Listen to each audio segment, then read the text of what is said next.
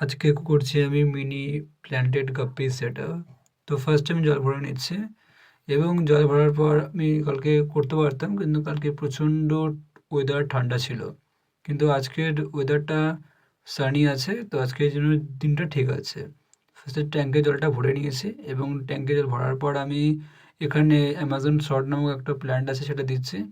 লোকের মানে সেটাবে দেখতে খুব ভালো লাগবে। একটা ওয়েসিস পাতা আছে যেটা আমি ফেলে দিলাম। তারপরে জলটা কিছুক্ষণ রাখলাম প্ল্যান্টের সঙ্গে। তারপরে আমি যে গাপ্পিস বাচ্চাগুলো আছে, গাপ্পি বড় গাপ্পি বাচ্চা হবেই আছে। প্রথমে ছোটো গাপ্পিটা ছাড়লাম আমার ট্যাঙ্কে, তারপরে আস্তে আস্তে বড় গাপ্পিটা ছাড়বো। এই যে বড় গাপ্পি, এটা রেড টেল একটা গাপ্পি। এটা বয়স হচ্ছে 2 বছর। তারপর এটাকে ছাড়ার পর সেখানে আমি একটা স্নেল ছাড়ছি, এটা অ্যাপেল স্নেল। আমি অ্যাপেল স্নেলটাও বেশি বয়স না, 6 মাস বয়স।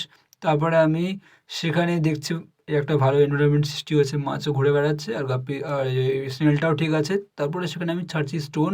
স্টোন দিলে মাছ আর স্নেলের জন্য দুজনের জন্য প্রচণ্ড ভালো। তারপরে এই যে ছাড়ছি আমি কিছু প্ল্যান্ট, যা পুরো ইকোসিস্টেম একটা বজায় রাখবে। এরকম শর্টস দেখার জন্য চ্যানেল লাইক অ্যান্ড সাবস্ক্রাইব।